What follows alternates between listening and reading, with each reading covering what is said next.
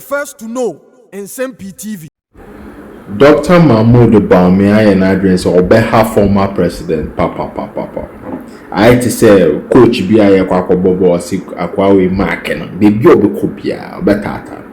Na CEOs for omo summit no omo say omo invite former president John Dramani Mahama and Dr. Mahmoud Bawumia. Now so na omo intelligence NDC for intelligence Dr. Mahmoud Bawumia oni Ghana enti or Canada enti that time no onya dia obeba and former president John Dramani Mahama then a letter 10 podium no so a year buying a pass economy na tete apansa say no nim say Dr. Mahmoud Bawumia say digitally there cement man buy in person digitally there mobile teminka na yam former president John Dramani Mahama or video no so after the presenter no kra na say you can say nam for some but I say election year no a heat in the door. So na Dr. Mahmoud Bawumia said that be you and yet to say ye nam for but no credit da hwa twene da hwa ye mbonchen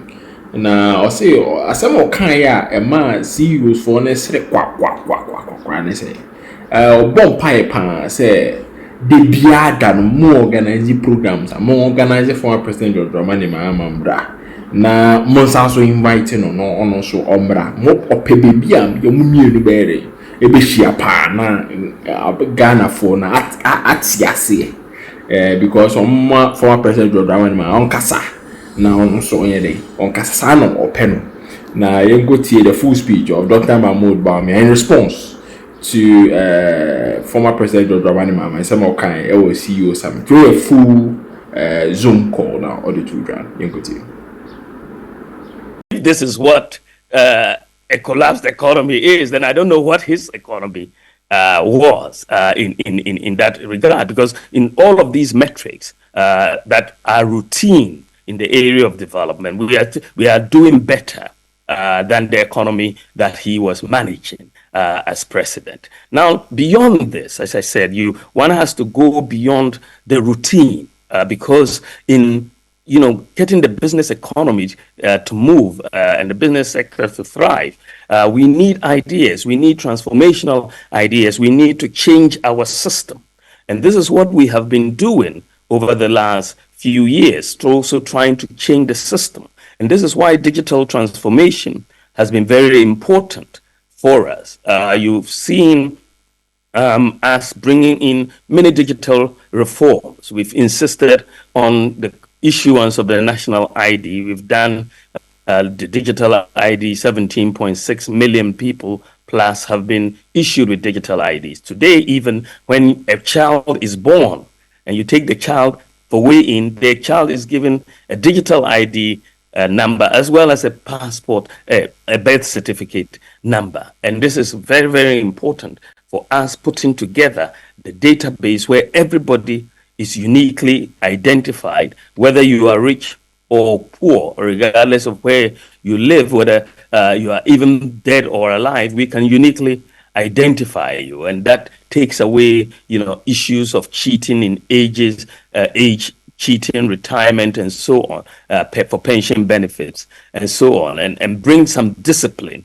So you can't go and borrow money from a bank and suddenly go and change your ID anymore, because that is no longer. And then we've been able to use this to address corruption in the area of ghost workers. This is a very categorical way that we've addressed the ghost worker issue, because we are linking every worker to their fingerprints, the Ghana card. And because ghosts don't have fingerprints, when we did that, the ghosts pretty much disappeared, because that is where it is. So we're able to clean up payroll in the national service payroll, even the SNIT payroll.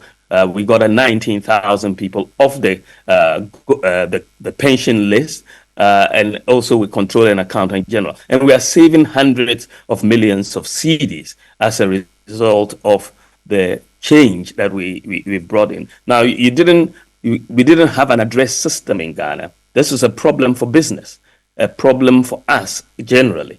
Now we've introduced a digital address system, which is working very, very well in Ghana. Every part of Ghana, has a digital address. We've also then moved on to make sure we had financial inclusion. And this is why we introduced mobile money interoperability, not just between the telcos, but between the telcos and the banks. And so we've been able, and Ghana was the first country on the African continent to have mobile money interoperability. And as a result, we have the fastest growing mobile money market in Africa. When we came in, mobile money transactions were 78.5 billion. Today, mobile money transactions are 1.9 trillion. And Ghana today is the number one country in the whole of Africa in terms of access to financial inclusion. Number one in Africa. And this is because we are doing, we've done a lot in the area of mobile money interoperability. And we are leading the continent in this area.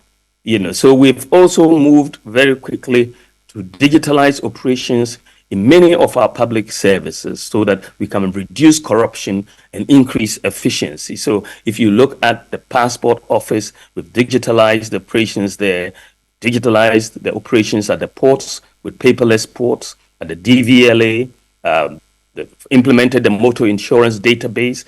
Today you can check motor insurance just by dialing a USSD code. Today you can buy motor insurance on your mobile phone without having to go and queue and do everything. We are digitalizing the births and deaths registry similarly across, and we are doing the Ghana.gov platform is a major policy that we have implemented. You have about 1,517 MMDAs, and we have been able to onboard onto one platform, the Ghana.gov platform, 1,507 MMDAs. So 99% of all the MMDAs are now on the Ghana.gov platform, and you can go there and ask for a service or pay for a service for those who are receiving payments and so on. We're just left with 10 more, which we are hoping to get done before the end of this year, so that all the MMDAs will be on the Ghana.gov platform, and that protects leakages, because therefore you are not going to, under the Ghana.gov platform, you don't use cash to pay. So basically, maybe the former president wasn't informed. Basically, what he says he wants to achieve when he comes into office in 4 years has already been achieved pretty much. And so we are there, and we are proceeding. We've digitalized the ECG process, and you can buy your credit for electricity without having to go to queue at ECG. And in the area of domestic revenue mobilization, through the Ghana card, we have increased the proportion of people with tax identification numbers from 4% to 85%. For 60 years in Ghana, we didn't cross 4% of people with tax identification numbers. But by making the Ghana card number the tax identification number, we have now 85% of our population with tax identification numbers. Furthermore, we have linked the SNIT, NHIS, GRA, payroll, DVLA, the SIM card, the bank account of people directly to the NIA database.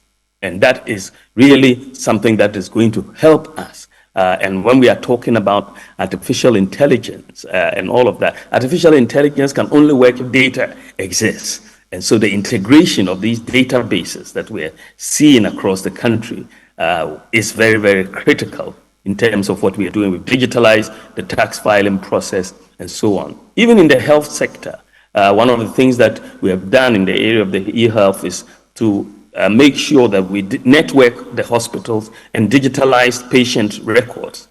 We have so far completed the networking and digitalization of patient records of over 300 hospitals. All the teaching hospitals have been digitalized. All the regional hospitals have been networked and digitalized. All the district hospitals have been networked and digitalized. So if they refer you from Yendi Hospital to Kolebu Hospital today, you don't need to bring a folder to Kolebu. You just come with your ID, and when you put in your ID, all your medical records would appear. And so the issue of the holders and so on in hospitals and across hospitals will now disappear. We expect by the end of next year that all the hospitals, all the clinics, all the CHIPS compounds will all be networked, and that will help a lot in healthcare delivery for us. We've also, ladies and gentlemen, introduced medical drones in the delivery of health services. The drones came for me out of painful personal experience of watching my father die when he was looking for blood. So when I heard about the drone technology and its ability to deliver blood, vaccines, drugs to remote parts of the country in times of emergency, I made the dash to San Francisco and convinced Zipline to set up in Ghana. They have 6 centers delivering to 2,800 medical facilities, an average of about 100 flights a day from each of the centers. And we are saving lives, and every day we are saving lives with the drones. But what is also very important to note is that all these drone centers are 100% manned by Ghanaians, brilliant young men and women. And our medical drone delivery service in Ghana is now the largest in the whole world. We are the leading medical drone delivery service in the whole world. And it is really very, very good. In the pharmaceutical sector, we've just completed the National Electronic Pharmacy Platform, where we have over 2,000 pharmacies on a common platform. And that means when a prescription is given, the whole old problem of where do I find the medicine, is it a genuine medicine, and how much it is, and all of that.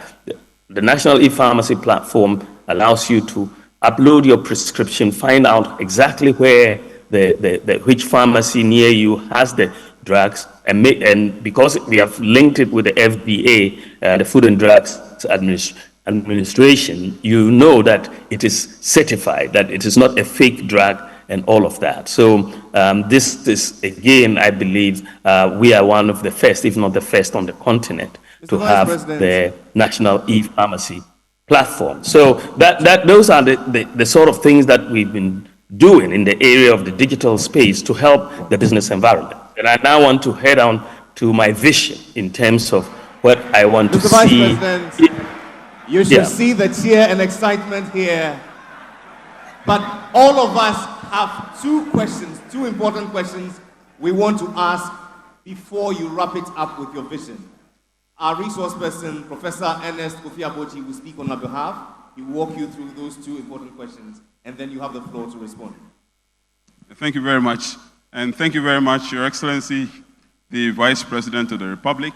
I must say that when the CEO Network invited the former President and the Vice President, we underestimated the effect of the election year. And so we thought there would be some friendship today, but clearly we've seen it for ourselves. So there is a lot of friendship, but there's truth and honesty. Thank you very much, Your Excellency. 2 questions, 2 quick questions. The former president spoke about expenditure rationalization. And in that regard, among others, he spoke about the size of government. What is your take on the size of government as you potentially come into office? Do you intend to maintain the current status? Yeah, go ahead. I have made my views on this very clear. And I am very much decided that we need to realign government expenditures towards the private sector. My view is that government tries to do too much. You want to buy vehicles, you want to accumulate all the money and go and buy vehicles for schools and all of that. You want to build a road, government is doing it. You want to build dormitories. And I believe that we should get the private sector involved and take up the burden from government. So many projects properly structured will get the private sector involved. One of the things about the digitalization drive that I have led, which I have learned a lot from, is that if properly structured, the private sector will do it. Most of the things that we have done in the digital space has been through the private sector, whether it's the Ghana card, where you have the upfront loading by the private sector, and then they make a fee, whether it's the same thing with the digital address system, the networking of the hospitals, Ghana.gov, all of these things have been spearheaded. So government is not uploading and spending upfront. And I want us to apply this model. My view, and I've stated, is that let us bring down government expenditure between 3 to 5% of GDP in the next 4 years, reduce government expenditure, and replace it by private expenditure. You look at Legon, for example, or Tech. Many of the hostels, if not all the hostels, have been put up by the private sector. It's not government that has put them up. And this is how we should be doing, whether we are talking about classrooms or dormitories or roads. Let's give the private sector the opportunity to build them. Government can rent these from the private sector and doesn't have to upfront spend it. If it's buses, 700 buses we are buying for schools, why do we have to buy it all at the same time? Why doesn't the private sector supply it and we can lease it and pay a little over time? I'm sorry, Your Excellency. I am thinking that the private sector is really the way that we need to empower so that we bring down government expenditure, and I am very much in Your Excellency, more specifically in the area of the size of government, not overall government expenditure, but the size. Well, the size of government, as I have said, and I've made it clear on February 7th, I said that, for example, I believe that I can run a government with 50 ministers rather than what we are doing today, and I've made that very clear already. Thank you very much. The last question. You're welcome. The last question is on tax cuts. The former president, presidential aspirant, made it clear that he is all in favor of tax cuts, and I'm sure you can well imagine that business is smiling. What is your position? Yes, I want to introduce a new tax system in Ghana. I don't want to tinker with the existing tax system. I want a new tax system. I've studied the tax systems across the world. The most tax competitive country in the world, the last 10 years in a row, is Estonia. So I took a team to Estonia and we studied their tax system. They are working on a flat tax system. So, and I believe that Ghana would benefit from a flat tax system. Makes it very easy, makes it very transparent, and easy to comply, easy to understand. Today, a lot of businesses don't even understand the bills that the GRA brings them. There's a lot of dispute amongst them. If we move to a flat tax system, it'll be very, very, very easy for everybody to understand. So next year, God willing, when I am president, by the grace of God, I'm bringing in this new tax system, and I'm going to usher in a tax amnesty that will essentially, up to a certain year, wipe out all tax obligations, and we are all going to start afresh on a clean slate. So the tax amnesty is what I'm bringing in next year.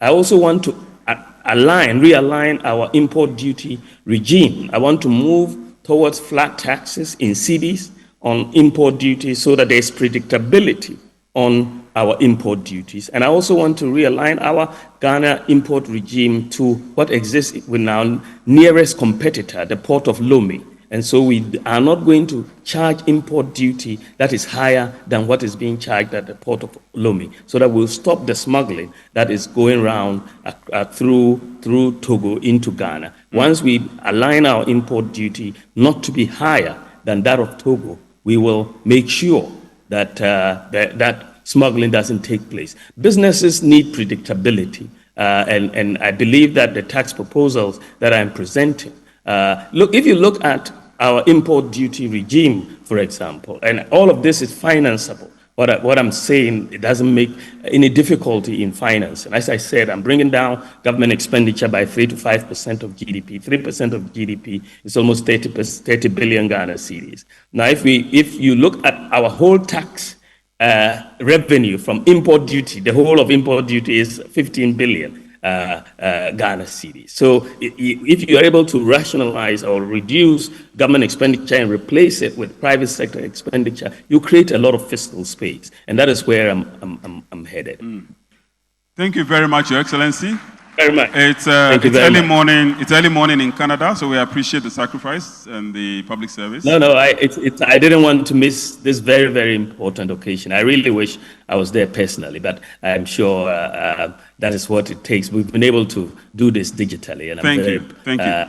And I can assure you that the former president has sat through. He's here as you requested, so he's been. And I thank him very much. And I hope we will meet on more occasions to let the whole public understand our respective viewpoints. Thank you. Thank you very much, Your Excellency. Enjoy Canada. Thank you. Thank you very much. Ladies and gentlemen, put your hands together for His Excellency Dr. Muhammadu Bawumia, Vice President of our Republic, His Excellency John Dramani Mahama, and our able moderator, Professor Ernest Kofi Aboji.